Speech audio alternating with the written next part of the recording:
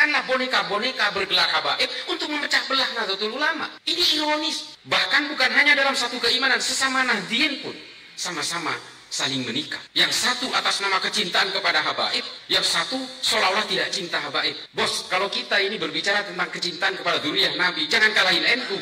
Justru ulama-ulama NU yang ngajarin orang Indonesia untuk mencintai para habaib. Kalau kita ke negara lain, saya sudah keliling ke Timur Tengah, ke Asia Tengah, mereka tidak menghormati seperti kita menghormati para habaib. Yang menghormati para habaib sejadi-jadinya, semaksimal-maksimalnya itu hanya di Indonesia. Dan ini karena ajaran para ulama terdahulu. Dan kita takdim terhadap sanad-sanad keilmuan beliau-beliau ini. Dan kita betul-betul menghormati. Tapi hari ini kemudian, sebagian habaib ini justru menyerang NU, mencaci maki NU. Ulama-ulama NU juga dicaci maki kok.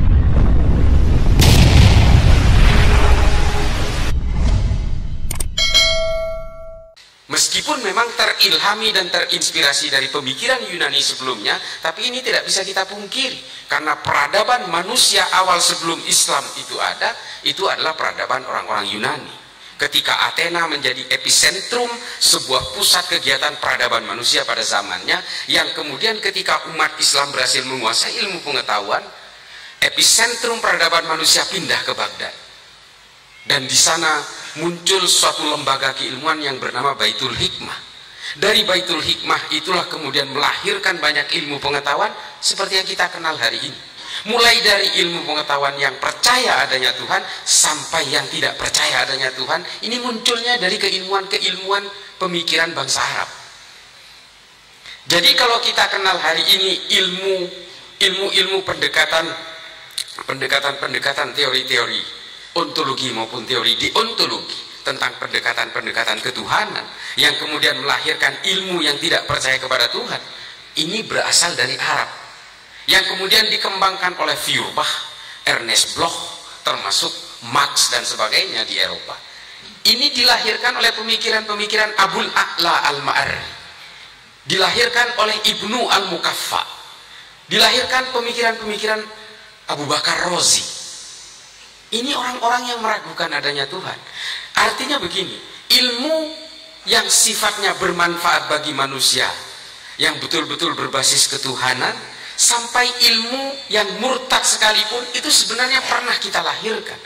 Karena berawal dari tradisi-tradisi, diskusi dan diskursus keilmuan yang luar biasa di dalam Islam. Lalu ada sebuah buku yang menceritakan ini. Ditulis oleh seorang Kristen Maronit dari Libanon, namanya Philip Hurri Hitti. Judulnya adalah The Story of the Arabs, sejarah bangsa Arab. Dia menceritakan bahwa dulu bangsa Eropa itu pernah menyusupkan 25 orang ke dalam Islam. Mereka dimasukkan ke Islam melalui jalur perkawinan atau dengan berpura-pura menjadi mu'allaf. Tujuannya apa? Untuk mengetahui kelemahan Islam. Untuk Islam ini di mana sih kelemahannya? Supaya apa? Karena negara-negara yang menjadi target jajahan itu adalah kebetulan hampir semuanya populasinya Muslim. Termasuk Snoek Hurgroje yang kita kenal di Aceh kemudian. Mereka berusaha mencari titik lemahnya. Titik lemahnya ternyata di mana? Titik lemahnya ada di dalam kepentingan-kepentingan ambisi politik. Kalau umat Islam ini diperkenalkan dengan ilmu pengetahuan seperti pada eranya, pada masa kejayaannya, umat Islam ini pasti akan menguasai seluruh isi bumi ini, mulai dari geopolitik, geoekonomi dan sebagainya, pasti akan dikuasai. Kalau ingin melemahkan umat Islam, berikan dia mimpi-mimpi politik, lalu kemudianlah lahir gerakan-gerakan politik dengan berepicentrum di Timur Tengah. Keluar mimpi-mimpi pan-Arabisme, keluar mimpi-mimpi pan-Islamisme yang kemudian melahirkan Hizbut Tahrir, Ikhwanul Muslimin, yang kemudian betul-betul menjebak kita ke dalam tengah pertempuran-pertempuran kebencian satu sama lain.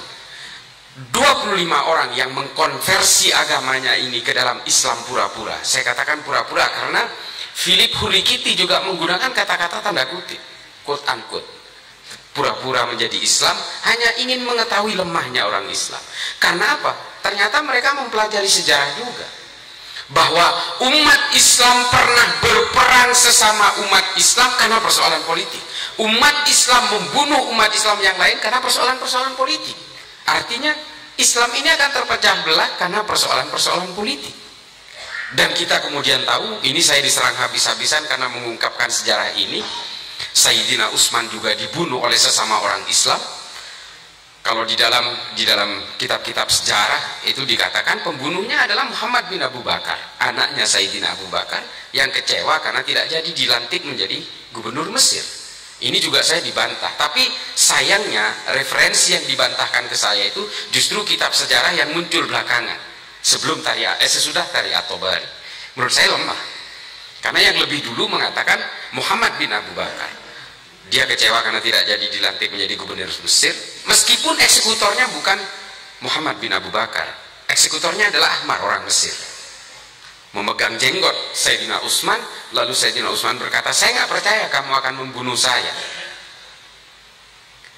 Anak sahabat terbaik saya akan membunuh sahabat dari bapaknya sendiri, saya nggak percaya. Tapi kemudian dilepas jenggotnya, ini menurut Tarikhul Khulafa Imam Suyuti, dilepas jenggotnya, lalu kemudian berbisik kepada Ammar, kamu selesaikan dia. Lalu ditikam Sayyidina Utsman, bersimbah darah beserta Al-Quran yang sedang dibaca. Sebrutal itu, brutal. Pembunuhan itu sungguh brutal sekali. Sesama orang Islam, Sayyidina Utsman dipersekusi, dikepung 30 hari 30 malam, bahkan Sayyidina Ali tidak sanggup menyelamatkan. Sayyidina Ali hanya bisa menyelamatkan Sayyidina Utsman yang berusaha dibiarkan kehausan, tidak disuplai air. Sayyidina Ali berhasil menyelundupkan 2 gentong air ke dalam rumahnya. Lalu kemudian memerintahkan Sayyidina Hasan dan Sayyidina Ali untuk menjaga pintu depannya. Tapi Ammar dan Muhammad bin Abu Bakar nyelonong lewat pintu belakang. Lalu kejadian yang saya ceritakan tadi terjadi. Gara-gara apa ini semua? Seorang Sayyidina Utsman yang sangat suci, dikenal sangat suci karena berhasil membuat kodifikasi Al-Quran seperti 30 juz yang kita kenal hari ini. Kurang apa coba? Tapi dibunuh. Karena apa? Persoalan politik. Setelah itu terjadi pembunuhan berikutnya. Sayyidina Ali dibunuh oleh siapa? Abdurrahman bin Muljam At-Tamimi. Ini bukan orang sembarangan. Dulu dia adalah pasukannya Sayyidina Ali dalam perang melawan Muawiyah bin Abu Sufyan. Dia kecewa karena Sayyidina Ali menerima arbitrase damai ketika pasukan Muawiyah terdesak. Lalu sebagian orang ini menjadi desersi dari tentaranya Ali. Lalu dia memilih menjadi satu kelompok sendiri yang kemudian kita kenal sebagai Khawarij. Salah satu dari Khawarij ini adalah jagoannya, premannya bernama Abdurrahman bin Muljam. Dia hafidz Quran 30 juz. Semua kitab sejarah mengatakan itu. Puasa Senin Kemisnya tidak pernah lowong. Tidak pernah lowong. Salat sunnahnya pun tidak pernah lowong. Tapi kemudian dia memenggal leher Sayyidina Ali di Masjid Jami di Kufah di Irak ketika Sayyidina Ali menjadi imam salat subuh. Pada rakaat pertama, sujud pertama, Allahu Akbar, dipenggal leher Sayyidina Ali, meneriakkan takbir. Sampai kemudian dalam Tarikhul Khulafa diterangkan, sampai dibakar hidup-hidup, dia tetap tidak mau mengaku salah. Karena persoalan apa? Politik. Politik semua. Lalu kemudian kita dihiasi dengan perang-perang sesama orang Islam. Perang Jamal, perang Siffin, perang Hurrah, perang Zab.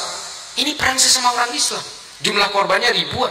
Bahkan dalam perang Hurrah yang dilakukan oleh Yazid bin Muawiyah bin Abu Sufyan, itu bahkan kurang lebih sekitar puluhan sahabat Nabi terbunuh di dalam perang itu. Ini adalah orang-orang yang tidak setuju dengan kepemimpinan Yazid, karena Yazid ini melanggar perjanjian. Karena orang-orang Madinah pada saat itu tidak mau Bani Umayyah ini dinasti, harus berbasis aklamasi. Lalu kemudian perempuan-perempuan yang tidak punya suami diperkosa, melahirkan 1000 lebih anak haram. Ini diterangkan dalam kitab-kitab tarikh. Saya nggak takut untuk dibantah karena saya punya referensinya. Dan ini terjadi semua apa? Brutalitas ini terjadi karena apa? Kok tega gitu dalam satu keimanan? Waktu itu belum ada cabang-cabang, masih satu saja, masih betul-betul berbasis Al-Quran dan Sunnah. Karena persoalan-persoalan politik, semuanya persoalan politik. Lalu kemudian pembunuhan-pembunuhan berikutnya terjadi. Sayyidina Hasan, Sayyidina Husain, Ibrahim, Muhammad, cicitnya Sayyidina Ali, semua dibunuh dengan secara brutal. Dan bahkan peperangan demi peperangan terjadi di Bani Umayyah, Bani Abbasiyah, sampai ke Kekaisaran Utsmani. Karena apa? Karena ambisi-ambisi politik semua. Ini kemudian dipelajari, oh kalau orang Islam ini ingin dipecah belah dan gampang dihasut, udah kasih aja mimpi-mimpi politik. Dan itu hari ini kita alami. Hari ini kita alami. Kita berusaha dipecah belah, kita supaya bisa menjadi seperti negara-negara Balkan. Makanya upaya-upaya hari ini yang dihasutkan ke kita hari ini adalah upaya balkanisasi Indonesia. Siapa yang bermain? Negara-negara Barat. Kita nggak bisa menolak itu. Hizbut Tahrir kantornya di London kok. Ahmadiyah kantornya di London. Syiah kantornya di London. Mau apa? Difasilitasi oleh mereka. Tapi ini semua kita tidak bisa menyalahkan negara-negara Barat. Yang harus kita salahkan adalah kita. Mengapa kita mau diadu domba? Dan ketika ulama-ulama Nahdlatul Ulama menganjurkan kepada kita untuk menghormati para habaib, menghormati para dzurriyyah kenabian, mereka melihat peluang itu. Diciptakanlah boneka-boneka bergelar habaib untuk memecah belah Nahdlatul Ulama. Ini ironis. Bahkan bukan hanya dalam satu keimanan, sesama Nahdien pun sama-sama saling menikah. Yang satu atas nama kecintaan kepada habaib, yang satu seolah-olah tidak cinta habaib. Bos, kalau kita ini berbicara tentang kecintaan kepada dzurriyyah Nabi, jangan kalahin NU. Justru ulama-ulama NU yang ngajarin orang Indonesia untuk mencintai para habaib. Kalau kita ke negara lain, saya sudah keliling ke Timur Tengah, ke Asia Tengah, mereka tidak menghormati seperti kita menghormati para habaib. Yang menghormati para habaib sejadi-jadinya, semaksimal-maksimalnya itu hanya di Indonesia. Dan ini karena ajaran para ulama terdahulu. Dan kita takdim terhadap sanad-sanad keilmuan beliau-beliau ini. Dan kita betul-betul menghormati.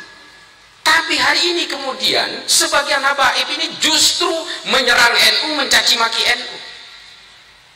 Ulama-ulama NU juga dicaci maki kok. Ini kan ironis karena kepentingan-kepentingan politik Barat untuk memecah belah kita. Karena kata Phil Caruso, kalau ingin menguasai Indonesia, kalau ingin betul-betul bisa ingin menguasai dan menghomogenkan seluruh Indonesia, ya memang harus menumbangkan NU.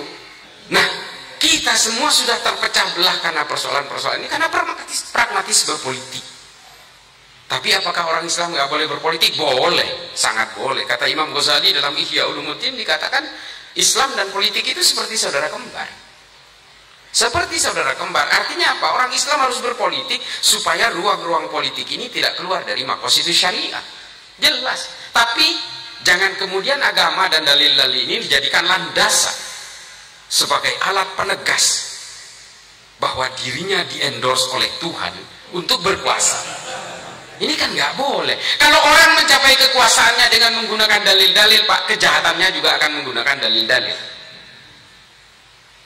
Ini sahih ini. Bagaimana yang dilakukan oleh Muawiyah, Yazid bin Muawiyah dan sebagainya, dan beberapa pemimpin-pemimpin khalifah dalam Islam yang otoritarian, totalitarian. Ini semua juga menggunakan pembenaran-pembenaran agama. Khalifah-khalifah pada zaman Mu'tazilah itu membantai banyak sekali para ulama yang tidak sepakat dengan pemikiran kaum Mu'tazilah pada zamannya. Dan pembantaian ribuan ulama, mulai dari Cordoba, Toledo, Granada, Semenanjung Iberia, sampai ke pinggiran kota Tulus, itu ratusan ribu yang dibantai oleh para pemimpin Islam sendiri. Karena apa? Karena dianggap berbeda. Dan si khalifah ini, para pemimpin ini merasa benar dengan menggunakan dalil-dalil agama. Mereka dituding sebagai bugot. Ini banyak sekali terjadi. Sampai hari ini ada sungai di Spanyol itu namanya Sungai Guadalquivir. Pernah dulu 300 ulama disalib dan dibakar hidup-hidup di situ. Sampai sekarang itu masih diziarahi oleh banyak muslim di Eropa. Karena di situ memang ulama, pemikir-pemikir Islam beserta kitab-kitabnya juga ikut dibakar. Nah, Bapak Ibu sekalian, kalau kita berbicara tentang politik hari ini, semua menyasar Indonesia. Karena Indonesia ini menurut beberapa indeks dan statistik, kalau melihat dari natural resource dan juga human resources-nya, itu dikatakan bahwa dalam beberapa puluh tahun ke depan Indonesia itu akan menjadi top ranking nomor 5 di dunia, tapi penduduknya mayoritas Islam. Ini kan kemudian menjadi suatu problem dalam power shifting global game, dari pertukaran berbagai kekuatan geopolitik dan geoekonomi. Dulu politik itu ingin menguasai Timur Tengah, Pak, politik global itu, lalu geser ke Asia Selatan. Makanya konflik itu selalu ikut serta dengan kepentingan-kepentingan Barat di situ. Kalau dulu di Timur Tengah terjadi konflik, kemudian bergeser ke Pakistan, ke Afghanistan, lalu bergeser ke daerah Asia Selatan lainnya dan ke Asia Tenggara, mulai dari Thailand Selatan sampai ke Filipina Selatan. Dan hari ini semuanya berusaha dikerucutkan ke arah Indonesia. Dihajar mulai dari kelompok-kelompok kiri dengan gerakan KKB di Papua, dan juga kelompok-kelompok di bawah permukaan hari ini yang menunggangi Islam. Saya katakan teroris itu tidak ada agamanya, tapi mereka menggunakan agama sebagai alat penegas bagi seluruh kejahatan-kejahatan brutalnya.